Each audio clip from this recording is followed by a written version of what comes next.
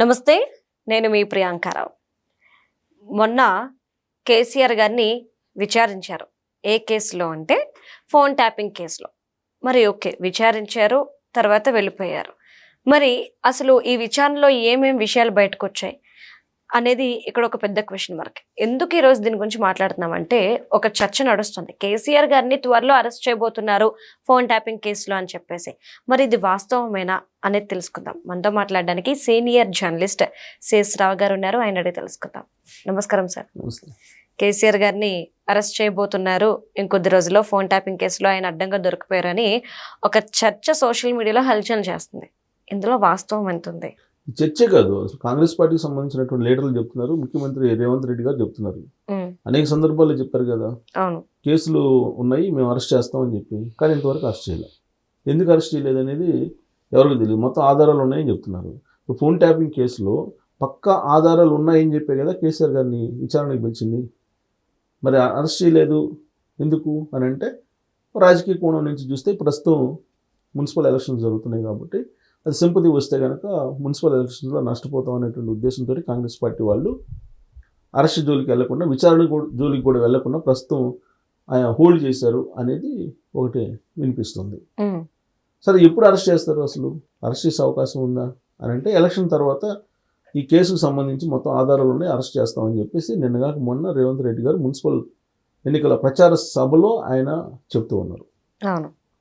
కానీ అరెస్ట్ చేస్తే సింపతి వస్తుంది, అరెస్ట్ చేస్తే ముఖ్యమంత్రి అవుతారు రాబోయే రోజుల్లో అనేటువంటి ఒక సెంటిమెంట్ ఒకదాన్ని ప్రజల్లోకి తీసుకెళ్లారు.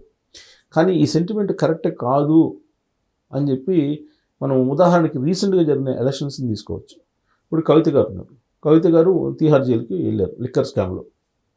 వెళ్ళినప్పుడు వెళ్ళక ముందు జరిగినటువంటి ఎన్నికలను కనుక మనం తీసుకుంటే, అప్పుడు లిక్కర్ స్కామ్ ఎప్పుడు బయటకు వచ్చింది? 2023 ఎలక్షన్కి ముందు బయటకు వచ్చింది కదా, అసెంబ్లీ ఎలక్షన్ ముందు బయటకు వచ్చింది. అప్పటికి ఈవిడ్ని విచారించి వెళ్ళిపోయారు. ఈడీ వాళ్ళు, సిబిఐ వాళ్ళు వచ్చారు, విచారించారు, వెళ్ళిపోయారు. బట్ అరెస్ట్ చేయలే, అరెస్ట్ చేయలే. సో ఆ తర్వాత ఎలక్షన్ జరిగింది. ఎలక్షన్లో కాంగ్రెస్ పార్టీ అధికారంలోకి వచ్చింది. బీజేపీ వాళ్ళకి అసలు ఏం రాలేదు. కారణం ఏంటి? బీజేపీ వాళ్ళు అరెస్ట్ చేయకుండా వదిలిపెట్టారు ఈవిడ్ని. ప్రజలందరూ తెలంగాణ సమాజం మొత్తం నమ్మింది. ఎందుకు? ఆ రోజు కాంగ్రెస్ పార్టీ ప్రతిపక్షంలో ఉంది. సో కాబట్టి అరెస్ట్ చేయాల్సింది ఎవరు? కేంద్ర గవర్నమెంట్, కేంద్ర ప్రభుత్వంలో ఉండేటువంటి వాళ్ళు సీరియస్గా తీసుకుంటే అరెస్ట్ అవుతారు. ఎందుకనంటే, ఈ మాట ఎందుకంటున్నా, కేజ్రీవాల్ని, సిసోడియాని అదే కేసులో అరెస్ట్ చేశారు కదా. మరి ఈవిడ్ని సిసోడియాని అప్పటికే అరెస్ట్ చేశారు. మరి ఈవిడ్ని ఎందుకు అరెస్ట్ చేయలేదు అనేటువంటి ప్రశ్న వచ్చినప్పుడు ప్రజలందరూ కూడా బీజేపీ దొంగనాటకం ఆడుతుంది అనేటువంటి ఒక అభిప్రాయానికి వచ్చి ఉండొచ్చు. అందుకే 23 ఎన్నికల్లో మీకు వాళ్ళకి ఎమ్మెల్యేలు రాలి. అసలు యాక్చువల్గా కింగ్ మేకర్ అవుదాం అనుకున్నారు అసెంబ్లీలో బీజేపీ వాళ్ళు. కింగా లేదా కింగ్ మేకరా, ఇదే కదా వినిపించింది. కింగ్ లేదు, కింగ్ మేకర్ లేదు, రెండు పోయింది. అంటే బీఆర్ఎస్ పార్టీ, బీజేపీ రెండు ఒకటే అని చెప్పి నమ్మింది తెలంగాణ సమాజం. అందుకే కాంగ్రెస్ పార్టీకి అధికారం వచ్చింది. ఇది క్లియర్ 2023 ఎలక్షన్. సరే, 2023 ఎలక్షన్ తర్వాత ఏం చేశారు? కవిత గారిని అరెస్ట్ చేశారు, అవునా? అరెస్ట్ చేసిన తర్వాత వచ్చినటువంటి ఎలక్షన్స్ ఏంటి? 2024 లోక్సభ ఎన్నికలు. 2024 లోక్సభ ఎన్నికల్లో 8 మంది ఎంపీలను ఇచ్చారు తెలంగాణ సమాజం బీజేపీకి. అంటే అరెస్ట్ చేస్తే ఇచ్చారు, ఓట్లు వేశారు. బీజేపీ వాళ్ళు అరెస్ట్ చేశారు, లిక్కర్ స్కామ్లో ఉంది కవిత అని చెప్పి నమ్మి తెలంగాణ సమాజం శభాష్ మంచి పని చేశారని చెప్పి 8 మంది ఎంపీలు ఇచ్చారు. మరి ఎమ్మెల్యేలు 8 మంది ఎక్కడ, ఎంపీలు 8 మంది ఎక్కడ? 8 మంది ఎంపీలు అంటే ఎంతమంది రావాలి? దాదాపు 50-60 మంది గెలవాలి. ఇది ఎమ్మెల్యేలు. అంటే కవితని అరెస్ట్ చేయలేదు అనేటువంటి కోపంతో బీజేపీకి దూరంగా ఉన్నారు 23 ఎన్నికలు. 24 ఎన్నికలకు వచ్చేసరికి అరెస్ట్ చేశారు కాబట్టి అనుకూలంగా చేశారు, అంతేనా? అలాగే ఇప్పుడు ఈ కేసులో ఇప్పుడు ఫోన్ ట్యాపింగ్ కేసులో కేసీఆర్ గారిని అరెస్ట్ చేస్తామని చెప్పేసి అనడం కాదు. కేసీఆర్ గారిని అరెస్ట్ చేయకపోతే నష్టపోయేది అధికారంలో ఉన్నటువంటి పార్టీ. ఏ పార్టీ ఇప్పుడు అధికారంలో ఉంది? కాంగ్రెస్ పార్టీ. ఇప్పుడు ఆల్రెడీ కేటీఆర్ గారిని విచారించారు, హరీష్ రావు గారిని విచారించారు ఫోన్ ట్యాపింగ్ కేసులో, ప్రభాకర్ రావు గారు ఎస్ఐబి ఆయన్ని విచారించారు, అలాగే రాధాకృష్ణరావు గారిని విచారించారు, ప్రణీత్ రావుని విచారించారు, అనేక మంది రావులని అందరినీ విచారించేశారు. విచారించి మొత్తం వాంగ్మూలాన్ని తీసుకొని ఈ వాంగ్మూలం ప్రకారం కేసీఆర్ గారు చెప్తేనే ఫోన్ ట్యాపింగ్ జరిగింది అనేది వీళ్ళు కాంగ్రెస్ పార్టీ వాళ్ళు చెప్తున్నారు. అందుకే ఎవిడెన్స్లు అన్నీ ఉన్నాయి. ఈ ఎవిడెన్స్ల ప్రకారం ఆయన అరెస్ట్ చేస్తాం, ఇదిగో అరెస్ట్ అని చెప్తున్నారు. కేటీఆర్ గారు ఏమంటున్నారు? లొట్ట పీసులు కేసులు పెట్టారు, ఇవన్నీ బోగస్ కేసులు, రాజకీయ కక్ష తీర్చుకోవడానికి పెట్టారు, ఇది ఒక కేసా అంటున్నారు. నిజంగా మా ఎవిడెన్స్ ఉంటే అరెస్ట్ చేయి అంటున్నారు. అంటే నువ్వు అరెస్ట్ చేయట్లేదంటే తెలంగాణ సమాజం ఏమనుకుంటుంది? అంటే ఇదంతా నిజంగానే బీఆర్ఎస్ పార్టీ చెబుతున్నట్టు రాజకీయ పరంగా కక్ష తీర్చుకునేటువంటి కేసులే అని చెప్పి అనుకోవడానికి అవకాశం ఉంది కదా. రీసెంట్గా కాంగ్రెస్ పార్టీ అనుకుందంటే జూబ్లీహిల్స్ ఎన్నికల్లో గెలిపించారు కాబట్టి మున్సిపల్ ఎన్నికల్లో కూడా గెలవచ్చు అనుకుంటుంది. అలాగే లోకల్గా పంచాయతీ ఎలక్షన్లు జరిగినాయి. ఈ పంచాయతీ ఎలక్షన్లో కూడా ఎక్కువ మందిని కాంగ్రెస్ పార్టీ గెలుచుకుందని చెప్పి అనుకుంటున్నారు. కానీ పంచాయతీ ఎలక్షన్స్కి మున్సిపల్ ఎలక్షన్స్కి చాలా తేడా ఉంది. పంచాయతీ ఎలక్షన్స్ వితౌట్ సింబల్ జరుగుతాయి, పార్టీ సింబల్ ఉండదు పంచాయతీ ఎలక్షన్కి. కానీ మున్సిపల్ ఎలక్షన్కి పార్టీ సింబల్ ఉంటుంది. కాంగ్రెస్ పార్టీ సింబల్ ఉంటుంది, బీఆర్ఎస్ పార్టీ సింబల్ ఉంటుంది. సింబల్ ఆధారంగా ఎన్నికలు జరుగుతాయి. అంటే పార్టీ పరంగా జరిగేటువంటి ఎలక్షన్స్ ఇవే కాంగ్రెస్ పార్టీ అధికారంలోకి వచ్చిన తర్వాత. అంతకుముందు బై ఎలక్షన్ జరిగినాయి, జూబ్లీహిల్స్ బై ఎలక్షన్, అలాగే కంటోన్మెంట్ జరిగింది, అది వేరు ఎమ్మెల్యేలకు సంబంధించి. కానీ ఇప్పుడు పార్టీ సింబల్ ప్రకారం జరుగుతున్నాయి. ఇక్కడ ఏ మాత్రం కాంగ్రెస్ పార్టీ కనుక సానుకూలమైనటువంటి ఫలితాలు రాకపోతే వీళ్ళు దొంగ కేసులు పెట్టారని చెప్పి తెలంగాణ సమాజం నమ్ముతున్నట్టే భావించాలి. అందుకే ఈ ఫలితాల తర్వాత ఒకవేళ ప్రతికూలంగా వస్తే కేసీఆర్ గారిని అరెస్ట్ చేసే అవకాశం ఉంది కాంగ్రెస్ పార్టీ.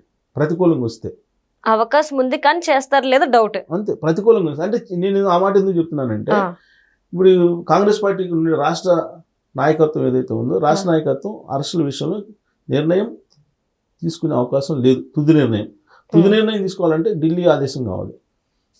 ఢిల్లీ ఆదేశం ఉంటేనే తుది నిర్ణయం తీసుకుంటారు. కానీ ఢిల్లీ వాళ్ళ ఆలోచన ఏంటి? రాబోయేటువంటి రోజుల్లో ఎవరితోటి ఏం అవసరం వస్తుందో, కేసీఆర్ గారితో బీఆర్ఎస్ పార్టీతో అవసరం రావచ్చాము, చూసి చూడనట్టు ఏదో విచారించిన వదిలిపెట్టండి అని చెప్పొచ్చాము. అంతే కదా. ఇప్పుడు కాళేశ్వరం ప్రాజెక్టు ఏమైంది? సాక్షాత్తు రాహుల్ గాంధీ గారు కాళేశ్వరం ప్రాజెక్టు దగ్గరికి వచ్చి 2023 అసెంబ్లీ ఎన్నికలకు ముందు కాళేశ్వరం అవినీతి జరిగింది, ఈ మొత్తం 1,00,000 కోట్ల రూపాయలు తగలబెట్టారు, ఇక్కడ ఏదైతే అవినీతికి అక్రమాలకు పాల్పడ్డారో వాటన్నిటిని మేము రికవరీ చేసి తెలంగాణ ప్రజలకు పంచుతామని చెప్పి ఆయన అనౌన్స్ చేశారు. మరి ఏమైంది? విచారించారు, సిఐడి విచారించి ఆ కేసు మొత్తాన్ని తీసుకెళ్ళి సిబిఐకి అప్పచెప్పారు. సిబిఐ ఆఫీసరు ఒకసారి ఏమో వచ్చినట్టున్నాడు, అది పంపించగానే ఆయనకు బాగాలేదని వెళ్ళిపోయాడు. విచారణకు కూడా పిలవాలి అసలు. మళ్ళీ దాని జోలికి వెళ్ళాలి ఇంతవరకు. ఇప్పుడు మళ్ళీ ఫోన్ ట్యాపింగ్ కేసు నడుస్తుంది. కొన్ని రోజులు ఈ ఫార్ములా రేస్ కారు ఒకటి నడిచింది, ఇప్పుడు ఫోన్ ట్యాపింగ్ కేసు నడుస్తుంది. ఈ ఫోన్ ట్యాపింగ్ కేసుకు సంబంధించి మున్సిపల్ ఎలక్షన్ అయిపోయిన తర్వాత అనుకూలమైనటువంటి ఫలితాలు వస్తే మాత్రం జోలికి వెళ్ళరు. మళ్ళీ ప్రతికూలమైన వస్తే కనుక ఒకవేళ ఆలోచించే అవకాశం ఉంది. ఎందుకు? నేను చెప్పే ఈక్వేషన్లో మీకు అనుకూలమైన ఫలితాలు రావాలంటే అరెస్టులు తప్పదు. అరెస్ట్ చేస్తేనే ప్రజలు అంగీకరిస్తారు. అరెస్ట్ చేయకపోతే మీరు అనవసరంగా రాజకీయపరమైనటువంటి కేసులు పెట్టారనేటువంటి భావన కలగడానికి అవకాశం ఉంది. సో కాబట్టి రాజకీయ ప్రేరేపితమైనటువంటి కేసులు అనుకోకుండా ఇది నిజమే కదా అనేటువంటి అభిప్రాయం తీసుకురావాలంటే అరెస్టులు మాత్రం చేయాల్సిందే. ఇప్పుడు రేవంత్ రెడ్డి గారు పులి మీద స్వారీలాగా ఉంది ఆయన వ్యవహారం. అరెస్ట్ చేస్తే ఆయన చెప్పినట్టు వీళ్ళు ఫోన్ ట్యాపింగ్ చేశారని. ఎందుకంటే ఫోన్ ట్యాపింగ్ చేశారనేది జడ్జిలు 14 జడ్జిలు ఫోన్ ట్యాపింగ్ చేశారు, సెలబ్రిటీస్ చేశారు, జర్నలిస్టులు చేశారు, అందరూ చేశారు అనేది అందరూ తెలుసు. వాళ్ళు చెబుతున్నారు ఏమంటే ఫోన్ ట్యాపింగ్ చేసిన 4-5 తప్పేందు నుంచి కేటీఆర్ గారు అన్నారు.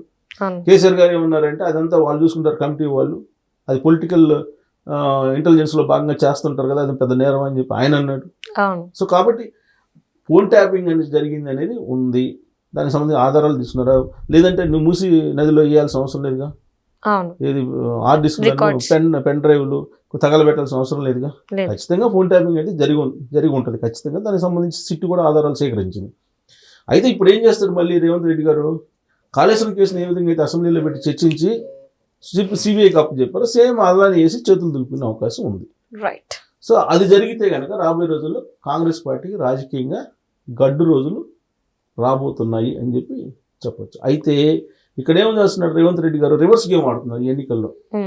ఈ ఫోన్ ట్యాపింగ్ అరెస్ట్ కాకుండా కిషన్ రెడ్డి గారు అడ్డుపడుతున్నారని చెప్పి లాజిక్ చేస్తున్నారు. కేంద్ర మంత్రి బీజేపీ వాళ్ళతో టైఅప్ అయి ఉన్నారు వీళ్ళు, ఎవరు బీఆర్ఎస్ పార్టీ వాళ్ళు, అందుకే మేము అరెస్ట్ చేయలేకపోతున్నాము, ఇన్వెస్టిగేషన్ ముందుకు సాగించుకుని అడ్డుపడుతున్నారు అంటే బీజేపీ వాళ్ళకి మెలికి పెట్టేసి తెలివిగా తప్పించుకునే ప్రయత్నం అని ఇప్పుడు మున్సిపల్ ఎలక్షన్లో కాంపెయిన్లో చెబుతున్నారు. ఓకే. వాళ్ళిద్దరూ ఒకటే, బీజేపీ బీఆర్ఎస్ పార్టీ రెండు ఒకటే. కిషన్ రెడ్డి పూర్తి స్థాయిలో కేసీఆర్ గారికి సహకరిస్తున్నారు ఢిల్లీలో, కాబట్టి మేము ఇన్వెస్టిగేషన్ చేస్తుంటే అడ్డుపడుతున్నారు, కానీ ఈ ఎలక్షన్ అయిపోయిన తర్వాత వదిలిపెట్టం అని చెప్పి చెబుతున్నారు. దాట వేస్తూ తప్పించుకుంటూ. సో ఇది ప్రజలు గమనిస్తుంటారు, రైట్, ఏంటి నిజం ఏది అబద్ధం అనేది. రైట్. సో అది స్పష్టత వచ్చింది అనుకోండి ప్రజలకి. 2023 ఎన్నికల్లో బీఆర్ఎస్ పార్టీని ఇంట్లో కూర్చోబెట్టారు ఫామ్ హౌస్లో. 2024 ఎన్నికల్లో బీజేపీని తలకెత్తుకున్నారు, ఆదరించారు. ఇప్పుడు కాంగ్రెస్ పార్టీని ఆదరిస్తారా లేదా అనేది రాబోయే రోజుల్లో మన మున్సిపల్ ఎలక్షన్లో తెలియబోతుంది. Right. Thank you so much sir.